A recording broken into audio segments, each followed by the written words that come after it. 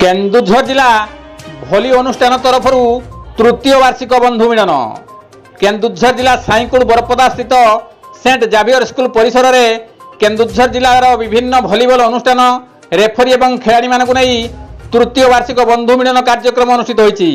एही बंधु मिलन सभारे वर्षियान तथा जातीय भलीबल रेफरी कलाकार सामल सभापतित्व करथिले एवं वर्षियान खेलाड़ी चरणी सेन होता मुख्य अतिथि भाव जोग देइथिले।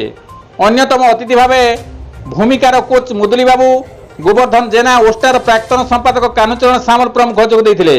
केन्दुझर जिले में भलीबल खेलर प्रसार सहित उन्नत मानव खेलाड़ी किपरि बाहरिबे सेथिप्रति समस्ते चेष्टा जारी रखा भली खेलर विभिन्न अनुष्ठान मत रखिथिले। रेफरी अमूल्य परिडा कारिया खान को उद्यम प्रतिवर्ष यही बंधु मिलन संभव हेउथुवारु तांकर कार्य को समस्ते प्रशंसा करथिले। अन्य मानक मध्यरे सेनापति संजय, केदार, रिजुआन, सुधीर, नीर, सुल्तान, हासी, रणा बाबू प्रमुख निजर वक्तव्य रखिथिले। शेषरे मिर्गिमुंडीर अमूल्य परिडा धन्यवाद अर्पण करथिले। बीर रिपोर्ट केडी निजुड़िया।